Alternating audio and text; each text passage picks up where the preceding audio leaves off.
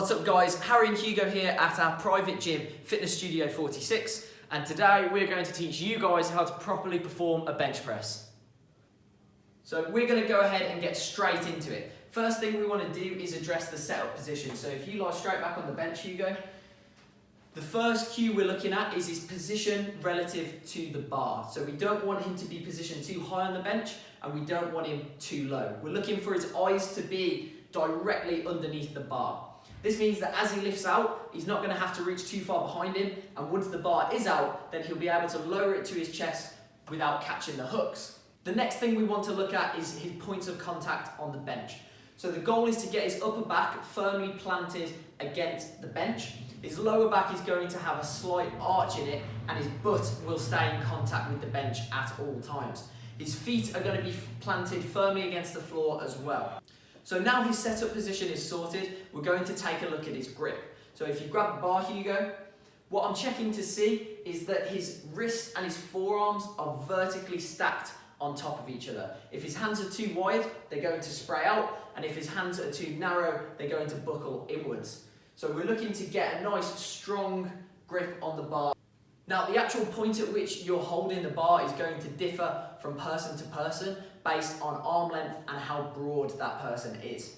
Now he's got his grip width sorted, we're going to look at his actual grip on the bar. Now we don't want to implement the suicide grip because, as the name suggests, it is quite dangerous, because if his thumb is tucked behind the bar, then there's a chance that as he pushes, his hand will prise open and the bar will slip out, obviously causing it to land down on your chest. So we need to make sure that the thumb is tucked over the bar and he has a firm grasp of it.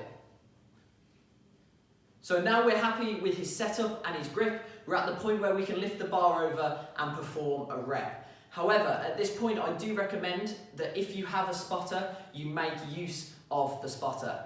However, Hugo, you're going to get the bar out by yourself and we're going to hold it directly above the chest. Now, under control, he's going to lower the bar down to around about nipple height, just below, and then drive the bar straight back up.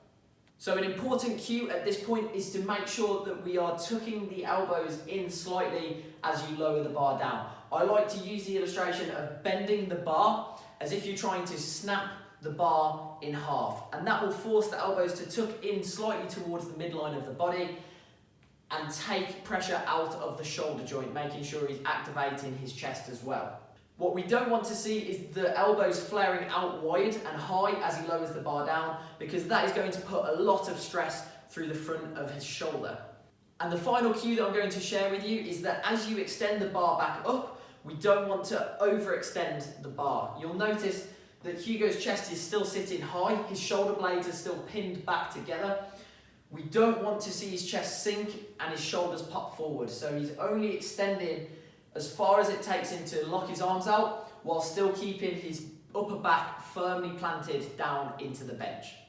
The bench press is an amazing exercise. However, a lot of people suffer with shoulder pain when benching. If you're one of these people, then you've got to question whether or not the barbell bench is actually worth it for you.